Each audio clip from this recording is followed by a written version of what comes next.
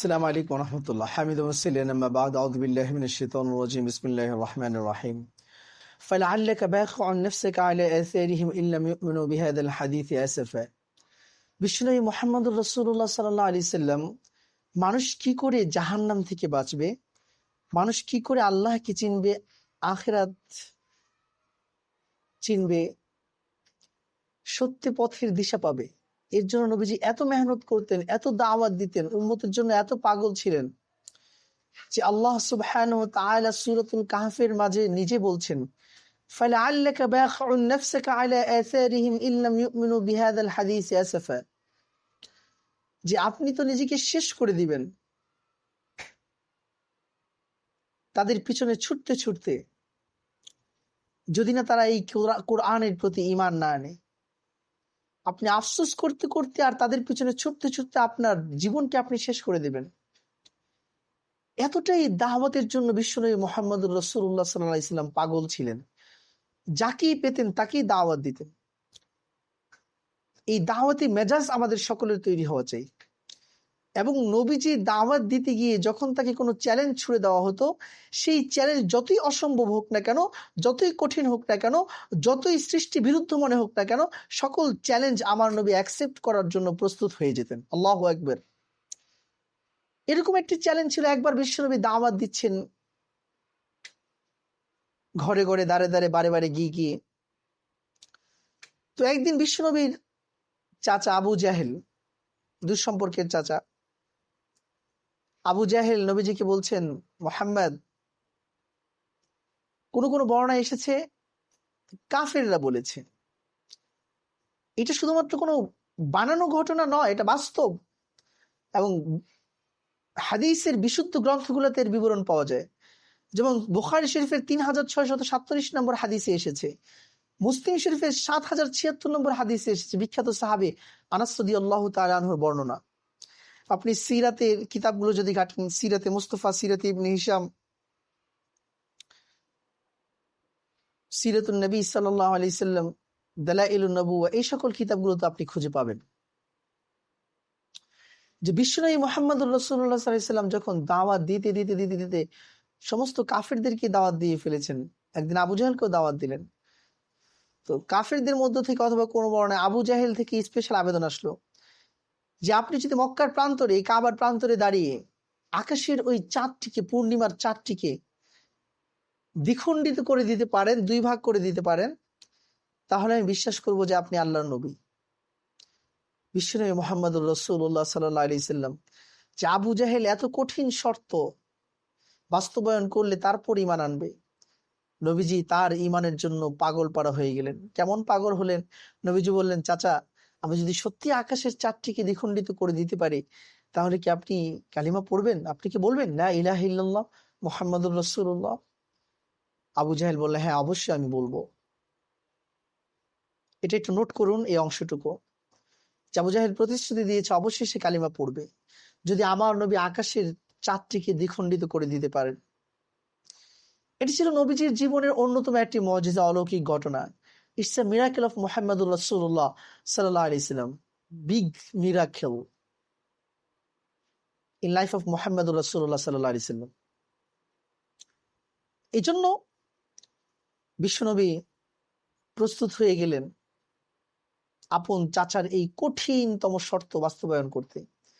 একটু চিন্তা করে দেখেন, পৃথিবীর কোন মানুষের পক্ষে, কোনো মানুষ না, পৃথিবীর সমস্ত মানুষের পক্ষে, আমেরিকার নাসা বলেন, রাশিয়া বলেন, চীন বলেন, কোরিয়া বলেন, পৃথিবীর যত প্রযুক্তি সম্পন্ন বিশ্বগুলার আছে, যাদের কাছে লেজার পাওয়ার আছে, লেজার শক্তি আছে, সমস্ত পৃথিবীর লেজার শক্তিকে যদি মিলানো হয়, তাদের পক্ষে কি সম্ভব হবে পৃথিবী থেকে আকাশের চাঁদটিকে দ্বিখণ্ডিত করা? ইশারা তো অনেক পরের কাজ। লেজার মেরেকে দ্বিখণ্ডিত করতে পারবে, লেজার পরের কাজ। রকেট, বিভিন্ন যান, বোমা, অনেক কিছু পাঠিয়েও কি আকাশের চাঁদকে দ্বিখণ্ডিত করতে পারবে? এমন শক্তি আজকের আধুনিক সায়েন্টিস্টদের পক্ষেও উদ্ভাবন করা সম্ভব হয় নাই। আমার নবী, দয়ার নবী, মায়ার নবী মুহাম্মদুর রাসূলুল্লাহ সাল্লাল্লাহু আলাইহি ওয়াসাল্লাম তিনি মক্কার প্রান্তরে দাঁড়ায় গেলেন। কাফেররা সবাই ভিড় করলো, আকাশের দিকে তাকালেন, পূর্ণিমার চাঁদ আকাশে দীপ্তমান হয়ে আছে, পূর্ণিমার জ্যোৎস্নায় পুরো পৃথিবী প্লাবিত, আলোকিত। বিশ্বনবী আপন হাতটাকে উঠাইয়া শাহাদাত আঙ্গুলিটাকে আকাশের চাঁদের দিকে ইশারা কইরা সোজা করে চাঁদের মাঝামাঝি একটা টান দিলেন। টান দেওয়ার সাথে সাথে চাঁদটা ফেটে 2 ভাগ হয়ে গেছে। আল্লাহু আকবার। চাঁদটা ফেটে 2 ভাগ হয়ে গেছে। মক্কার সমস্ত কাফেররা হা করে তাকায় আছে, ব্যাপার কি? মুহাম্মদুর রাসূলুল্লাহ আকাশের চাঁদ দ্বিখণ্ডিত করে ফেলেছে। তারা যার পর নাই বিস্ময়ে অভিভূত হয়ে গেছে, কিং কর্তব্য বিমূঢ় হয়ে গেছে, হা হয়ে তাকিয়ে আছে আকাশের দিকে। কি হলো এটা? অবাক করা কাজ। তখন বিশ্বনবী মুহাম্মদুর রাসূলুল্লাহ সাল্লাল্লাহু আলাইহি সাল্লাম বলেন, চাচা এবার একটু বলেন না লা ইলাহা ইল্লাল্লাহ মুহাম্মদুর রাসূলুল্লাহ। সে আবু জাহেল তখন বলছে, তুমি দুনিয়াতে জাদু করো, এখন আকাশের মধ্যে জাদু করতে শুরু করেছো। নাউযুবিল্লাহি মিন যালিক, আস্তাগফিরুল্লাহ রাব্বি মিন কুল্লি যামবি ওয়া আতুবু ইলাইহি, আল-ইয়াযু বিল্লাহ। যে তুমি দুনিয়াতে আগে জাদু করেছো, এখন আকাশের মধ্যে তোমার জাদু চলতেছে। একটু চিন্তা করে দেখেন কি গভীর বিষয়, যে আমার নবী মুহাম্মদুর রাসূলুল্লাহ সাল্লাল্লাহু আলাইহি ওয়াসাল্লাম এমন কাজ করলেন যেটা জাদুকর কেন পৃথিবীর সমস্ত জাদুকরদেরকে একত্রিত করলে এই কাজ করতে পারবে না। কারণ জাদু আর নবীর মুজিজা কোশ্চিনকালেও এক হতে পারে না। জাদু চোখের বিলকি, মুজিজা সত্য, মুজিজা বাস্তব, যেটা বাস্তব সেটা কখনো মিথ্যা হতে পারে না। কিন্তু এই আবু জাহেল ওয়াদা দিয়েও বারবার ওয়াদা খেলাফ করেছে। এজন্য কাফেরদের কথায় বলা হয়েছে, কাফেররা কখনো মুমিনদের সাথে ওয়াদা রক্ষা করে না, এরা বারবার ওয়াদা ভঙ্গ করে। পৃথিবীর ইতিহাস, ঐতিহ্য, সংস্কৃতি, সমাজ ব্যবস্থা, রাষ্ট্র ব্যবস্থা এইটাই আমাদের কাছে প্রমাণ করে এসেছে। আবু জাহেল কিন্তু সেদিন মুসলমান হয় নাই, কিন্তু এই ঘটনা দেখে মক্কার অনেক কাফেররা পড়তে শুরু করেছে, লা ইলাহা ইল্লাল্লাহু মুহাম্মাদুর রাসূলুল্লাহ, আশহাদু আল লা ইলাহা ইল্লাল্লাহ ওয়া আশহাদু আন্না মুহাম্মাদার রাসূলুল্লাহ। পৃথিবীর অনেক মানুষ তখন কালিমা পড়ে মুসলমান হয়ে গেছে। আল্লাহু আকবার। সিরাতের কিতাবগুলোতে লেখে, মক্কার কিছু কাফের তখন ফিলিস্তিনের, প্যালেস্টাইনের মসজিদুল আকসা, কেউ শাম দেশের মধ্যে ব্যবসা করতে গিয়েছিলেন। আবার কেউ কেউ সেখানে যারা সেখানের বাসিন্দা ছিল তাদের মধ্যে কেউ কেউ বলেছেন যে হ্যাঁ, অমুক দিন অমুক রাতে অমুক পূর্ণিমার রজনীতে আমরা আকাশের চাঁদকে দ্বিখণ্ডিত হতে দেখেছি। আধুনিক সায়েন্টিস্ট যারা প্রথম চন্দ্র আবিষ্কার করেন তাদের মধ্যে যে 3 জন ছিলেন তাদেরও একজন, তারাও সেই আকাশের চাঁদ দ্বিখণ্ডিত হওয়ার পর যাবার মিলে যাওয়ার পরও চাঁদের মাঝে একটা ফাটল আছে, সেই ফাটল তারাও দেখতে পেরেছে। এবং কেউ কেউ বলেন নীল আর্মস্ট্রং এর কথা বলা হচ্ছে।